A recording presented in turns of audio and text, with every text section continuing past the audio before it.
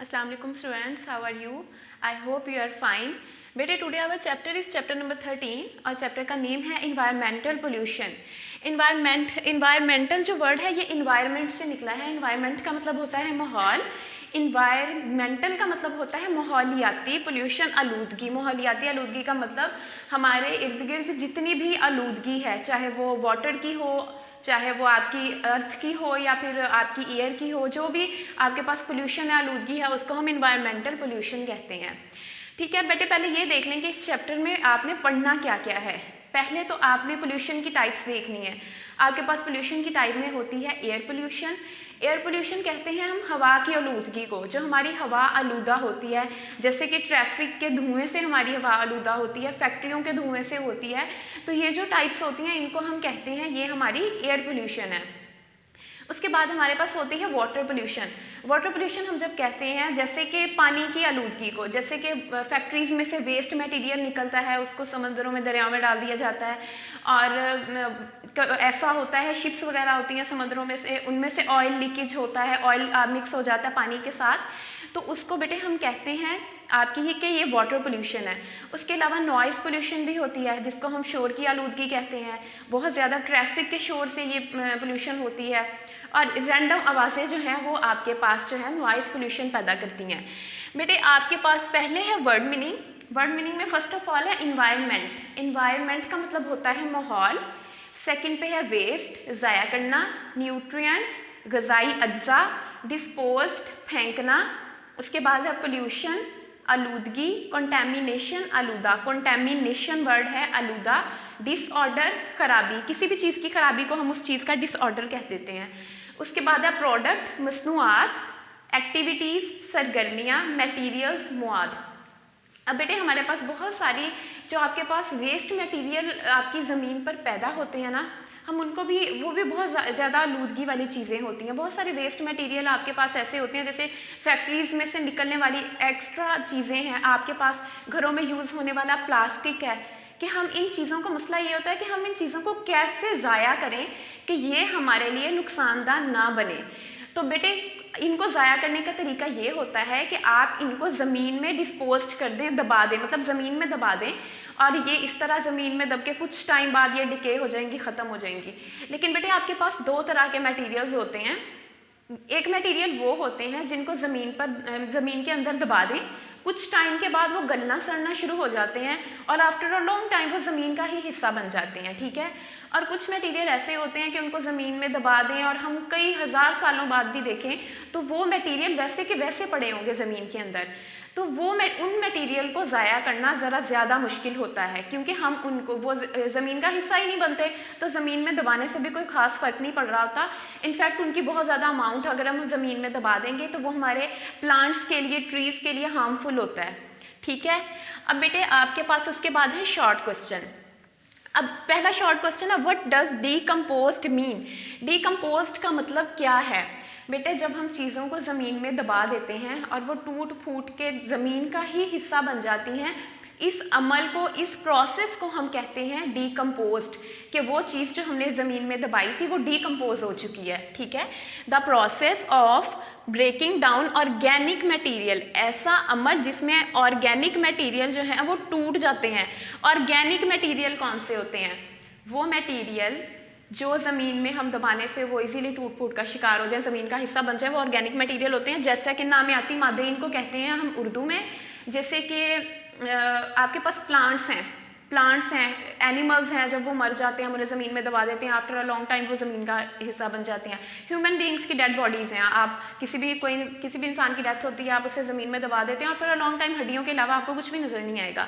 और इसी तरह जो डेड प्लांट्स हैं ना, आपके पास पौधे हैं, ये भी गल सड़ के ज़मीन का हिस्सा बन जाते हैं। तो इस टाइप के मटीरियल्स को हम ऑर्गेनिक मटीरियल कहते हैं, नामियाती मादे। सच एज डेड प्लांट, जैसे कि डेड प्लांट्स हो गए, और एनिमल टिश्यू और जानवरों के टिश्यूज़ हो गए। ये सारे ये एग्जांपल बेटे डीकम्पोज्ड की आपके पास एग्जांपल्स हैं। उसके बाद है what does non biodegradable mean. Non biodegradable का क्या मतलब है? बेटे बायोडिग्रेडेबल वो चीज़ें होती हैं जो ज़मीन में दबाने से ज़मीन का हिस्सा बन जाती हैं, ज़मीन में दबाने से डीकम्पोज हो जाती हैं। वो होती हैं बायोडिग्रेडेबल। लेकिन यहाँ पे उन्होंने पूछा है नॉन बायोडिग्रेडेबल कौन सी चीज़ें होती हैं। वो चीज़ें जिनको ज़मीन में दबा दें लेकिन वो फिर भी डिकम्पोज और डिके ना हो, वो गले सड़े ना, वो ज़मीन का हिस्सा ना बने, मिट्टी का हिस्सा ना बने, जैसा हमने उनको दबाया था वो वैसे ही रहे, उनको हम कहते हैं नॉन बायोडिग्रेडेबल।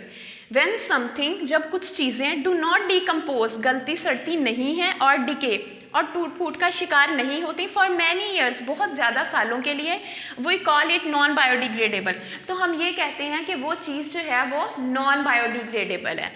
उसके बाद है give two example of biodegradable और नॉन बायोडिग्रेडेबल मटेरियल।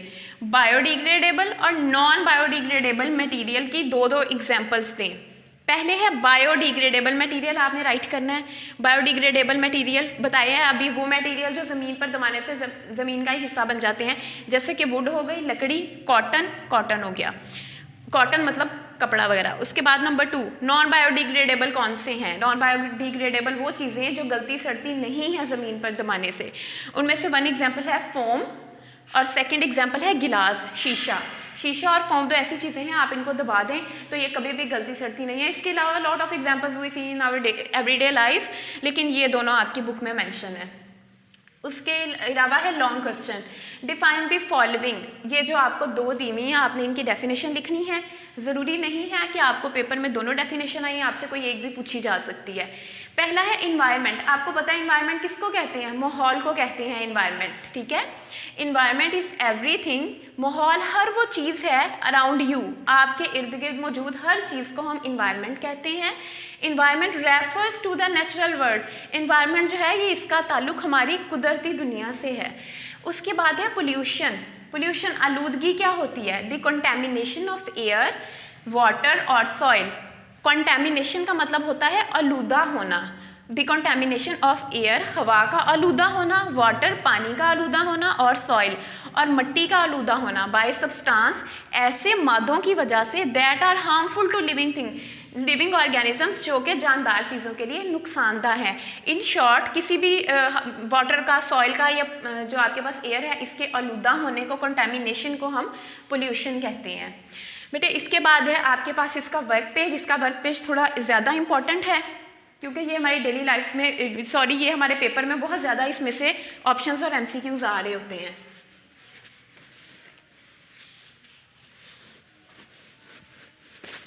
सबसे पहले आपके पास इसमें है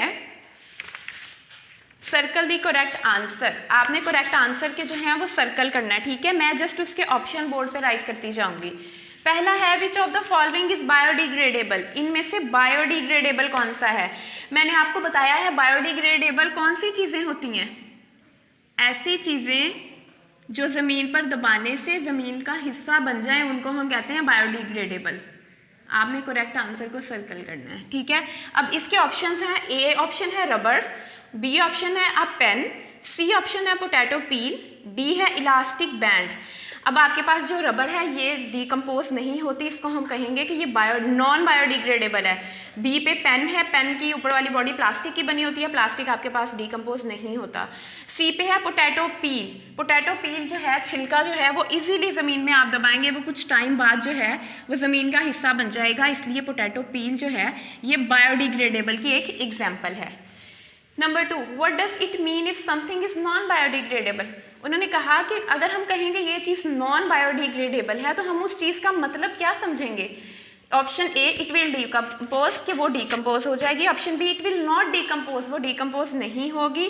option C, it is good for the environment, कि वो हमारे माहौल के लिए अच्छी है। Option D, all of these, कि ऑल ऑफ दीज। बेटे हमें पता है नॉन बायोडिग्रेडेबल वो चीज़ें होती हैं जो डिकम्पोज नहीं होती, नॉट डिकम्पोज, ठीक है। तो इसका ऑप्शन बी वाला ठीक है। Number 3, which of the following cause air pollution. Air pollution कौन सी चीज़ से पैदा होती है? ए, बर्निंग कोल, कोयला जलाने से। बी, स्मोक, धुएं की वजह से। सी, एग्जॉस्ट फम्स, मतलब जो आपके पास धुआं निकल रहा होता है उसकी वजह से। डी, ऑल ऑफ देम, या इन तमाम चीज़ों की वजह से। बेटे इसका ऑप्शन डी है, ऑल ऑफ देम। ये तीनों जो ऊपर वाले ऑप्शन है ये तीनों ही ठीक है क्योंकि इन तीनों की वजह से आलूदगी पैदा होती है। उसके बाद है number 4, when waste is not disposed of properly it can cause. जब फालतू इजाफी मवाद हम अच्छे से उसको डिस्पोज ज़ाया नहीं करेंगे, जब इजाफी मवाद को ज़ाया नहीं करेंगे तो कौन सी चीज़ पैदा होगी? ऑप्शन ए डिजीज़ बीमारियाँ, ऑप्शन बी डेथ मौत, ऑप्शन सी पोल्यूशन आलूदगी, डी ऑल ऑफ देम या ये तमाम ऑप्शन। बेटे जब हम वेस्ट में हमारे पास जो हार्मफुल चीज़ें हैं हम उनको डिस्पोज नहीं करेंगे तो हमारे पास ये तीनों चीज़ें होंगी, बीमारियां भी फैलेंगी, डेथ भी होगी और आलूदगी भी होगी, इसलिए ऑप्शन डी है इसका, all of these, option D. Number 5, which of the following is not one of 3 RS, इनमें से कौन सी चीज़ 3 RS नहीं है? ये RS रेस पैसों वाला रेस नहीं है बेटे, इस RS का मतलब होता है रिड्यूस, रिसाइकल, रीयूज़। RS हम यूज़ करते हैं 3 ऐसे तरीक़ों के लिए जिनकी वजह से हम अपने फालतू मादों को या हमारे पास जो फालतू चीज़ें हैं उनको हम ज़ाया करते हैं। पहले RS का मतलब होता है रिड्यूस, कि हम उनका यूज़ ही, जैसे प्लास्टिक हो गया, हम प्लास्टिक को कैसे जो है वो ख़त्म कर सकते हैं क्योंकि वो हमारे लिए हार्मफुल है, वो डिकम्पोज नहीं होता। तो बेटे पहले RS का मतलब होता है रीयूज़, कि हम प्लास्टिक को जो है, मैं सारे लिख रही हूँ, RS का मतलब क्या है वो मैं इधर राइट कर रही हूँ ताकि आपको पता हो। पहला RS होता है रिड्यूस, दूसरा RS होता है रीयूज़, तीसरा RS होता है रिसाइकल। RS का मतलब हम ये 3 वर्ड लेते हैं। रिड्यूस का मतलब कि वो चीज़ जो हमारे लिए हार्मफुल है उसका हम यूज़ ही कम कर दें। रिड्यूस का मतलब होता है कम करना, हम उसका यूज़ ही कम कर दें अपनी डेली लाइफ में, कोशिश करें कि उसके अलावा अल्टरनेट चीज़, उसके अलावा कोई और चीज़ें यूज़ करें। रीयूज़ का मतलब होता है कि अगर हमने वो प्लास्टिक की फॉर एग्जांपल एक चीज़ यूज़ कर ली है, अब हम उसको ज़ाया करना चाहते हैं लेकिन हम उसको ज़ाया नहीं कर सकते, तो हम उसी चीज़ को कोई और चीज़ बना लें, मतलब उसको उसी चीज़ से किसी और चीज़ का काम ले लें ताकि हमें उसको ज़ाया ही ना करना पड़े। नंबर 3 है रिसाइकल। रिसाइकल का मतलब ये होता है कि आप जो है वो वाली चीज़ें रिसाइकल कर लें। रिसाइकल का मतलब ये होता है, हमारे यहाँ बड़े बड़े प्लांट लगाए जाते हैं जिनमें आपकी प्लास्टिक की या बहुत सारी मेटल्स और बहुत सारी ऐसी चीज़ें हैं जो हमारे पास एक्स्ट्रा होती हैं, वो उन फैक्ट्रीज़ में रिसाइकल करके उनसे और चीज़ें बनाई जाती हैं। जैसे कि फॉर एग्जांपल आपके पास पेपर है, आपकी नोटबुक है, आप इजीली इनको सेल आउट कर सकते हो। जो पुरानी आपकी यूज्ड नोटबुक्स हैं, बुक्स हैं, इजीली इनको सेल आउट आप करते हैं। कहाँ जाती हैं ये? इन्हीं पेपर को फैक्ट्रीज़ में ले जाया जाता है, इन्हीं पेपर्स को ख़राब करके दोबारा एक नई शक्ल में बनाया जाता है। और आपके ये जो रिटर्न पेपर्स होते हैं ना जिनको आप सेल आउट करते हो, इन पेपर्स की वजह से एक और पेपर बनाया जाता है इनको रीयूज़ करके, इनको रिसाइकल, उस प्रोसेस को हम रिसाइकल कहते हैं। इनको रिसाइकल करके एक नया पेपर बनाया जाता है। वो पेपर बहुत अच्छी क्वालिटी का नहीं होता, उस पेपर को हम न्यूज़पेपर बनाने के लिए इस्तेमाल करते हैं। जो न्यूज़पेपर का पेपर होता है ना, ये असल में जो हमने पेपर्स वगैरह सेल आउट, नोटबुक्स, बुक्स वगैरह की होती है, ये उनको रिसाइकल करके बनाया जाता है। इसी तरह तीसरा अमल ये है कि हम अपनी चीज़ों को सेल आउट करें, रिसाइकल करके उनसे नई चीज़ें बन जाएँ। इन तीनों चीज़ों का मतलब RS है। तब उन्होंने ऑप्शन की तरफ वापस आए, ऑप्शन में उन्होंने कहा कि इनमें से कौन सा RS नहीं है। ऑप्शन ए रिड्यूस, रिड्यूस आपको पता है RS है। ऑप्शन बी इधर दिया हुआ है रीप, आपको पता है रीप इनमें नहीं है। ऑप्शन सी रिसाइकल, रिसाइकल भी इसमें है। ऑप्शन डी रीयूज, रीयूज भी इसमें है। तो इसका ऑप्शन है रीप, रीप RS का हिस्सा नहीं है। उसके बाद है ट्रू फॉल्स। ट्रू फॉल्स में है मेक दिस सेंटेंस टिक और क्रॉस, टिक और क्रॉस लगाने हैं आपके। इसका भी मैं ऑप्शन राइट कर देती हूँ, इसका बी ऑप्शन है, ठीक है। उसके बाद है टिक क्रॉस ही लगा देती हूँ, टिक और क्रॉस। नंबर 1 है materials which decompose naturally are known as biodegradable. ऐसी चीज़ें जो कुदरती तौर पर इजीली से गल सड़ जाती हैं, डिकम्पोज हो जाती हैं, उनको क्या कहते हैं? उनको बायोडिग्रेडेबल कहते हैं। तो ये पहला ट्रू है हमारे पास। ऐसी चीज़ें जो इजीली गल सड़ जाती हैं उनको हम बायोडिग्रेडेबल कहते हैं, ठीक है। ऑप्शन उसके बाद नंबर 2 है ऑयल स्पिल्स और leak in the ocean cause air pollution, कि जो ऑयल लीक वगैरह हो के समंदरों में चला जाता है उसको हम हवाई आलूदगी कहते हैं। बेटे जब ऑयल लीक हो के समंदरों में गया है तो उसको हम वाटर पोल्यूशन कहेंगे, एयर पोल्यूशन नहीं कहेंगे, ठीक है। ये रॉन्ग है, उसको हम कहेंगे कि ये हमारे पास वाटर पोल्यूशन है। 3 glass and metal are 2 example of biodegradable material. उन्होंने कहा कि जो शीशा और मेटल्स हैं, धातें हैं, ये बायोडिग्रेडेबल मटेरियल की मिसालें हैं। तो बेटे ये रॉन्ग है। गिलास, आपने ये इधर देखें, आपने गिलास को नॉन बायोडिग्रेडेबल में लिखा है। शीशा और जो धातें हैं इनको जितना अरसा मर्जी ज़मीन में दबा दें ये बायोडिग्रेडेबल नहीं होती। इसका वाला 3 वाले का है cross. Number 4, land pollution does not have any effect on plant and animal life. उन्होंने कहा ज़मीन की आलूदगी जानवरों और पौधों पे कोई भी असरात नहीं छोड़ती। तो बेटे ये भी रॉन्ग है, जो आपके पास लैंड पोल्यूशन है उसकी वजह से पौधों पे और जानवरों पे बहुत नेगेटिव इफेक्ट होता है। Number 5, the ozone layer of the atmosphere protect the earth from the harmful rays of the sun. उन्होंने कहा हमारी अर्थ के ऊपर जो ओजोन लेयर मौजूद है वो सूरज की खतरनाक शुआओं से हमें बचाती है। तो ये ट्रू है, ओजोन लेयर का काम ही ये होता है। ओजोन लेयर जो हमारे पास ओजोन लेयर होती है वो सन की अल्ट्रा वायलेट रेज को हमारे तक नहीं पहुंचने देती, ज़मीन तक नहीं पहुंचने देती। Half of the earth is covered by water. ज़मीन का आधा हिस्सा पानी पर मुश्तमिल है। ये भी रॉन्ग है, ज़मीन का आधा हिस्सा पानी पर मुश्तमिल नहीं है, आधे से ज़्यादा है। ठीक है। नंबर 7, वाटर पोल्यूशन में cause infectious disease like cholera and typhoid. पानी की आलूदगी से इन्फेक्शन वाली बीमारियां पैदा होती हैं, जैसे कि कॉलरा का मतलब होता है हैज़ा, टाइफाइड हमें कहते हैं बुखार को। तो उन्होंने कहा कि हमारे पास वाटर पोल्यूशन की मदद से ये कॉलरा और टाइफाइड होता है, ये ट्रू है। उसके बाद है आपके पास number 8, paper is an example of non biodegradable material. के जो पेपर है ना ये नॉन बायोडिग्रेडेबल है, ये डिकम्पोज नहीं होता। तो बेटे ये रॉन्ग है, पेपर इजीली डिकम्पोज हो जाता है। ठीक है, ये 8 वाला रॉन्ग है, पेपर इजीली डिकम्पोज हो जाता है आपके पास। 9, gold is an example of biodegradable material. उन्होंने कहा गोल्ड जो है वो बायोडिग्रेडेबल मटेरियल है, मतलब वो डिकम्पोज हो जाता है। तो ये रॉन्ग है, गोल्ड एक मेटल है, मेटल डिकम्पोज नहीं होती। ठीक है। उसके बाद है number 10, some natural disaster like flood and landslides are the result of environmental pollution. उन्होंने कहा कुछ कुदरती आफात जैसे कि सैलाब हो गया, फ्लड कहते हैं सैलाब को, एंड लैंडस्लाइड्स, और लैंडस्लाइडिंग का मतलब है ज़मीन का अपनी जगह से खिसक जाना, ये ज़्यादातर पहाड़ी इलाकों में होता है। तो उन्होंने कहा ये 2 चीज़ें जो हैं ये इन्वायरमेंटल माहौलियाती आलूदगी की वजह से होती हैं, ये रॉन्ग है। इन दोनों का डिज़ास्टर्स का कोई ताल्लुक नहीं है नेचुरल से। ठीक है। आई होप बेटे ये लेक्चर आपको अच्छा समझ आया होगा। Stay blessed. अल्लाह हाफिज़।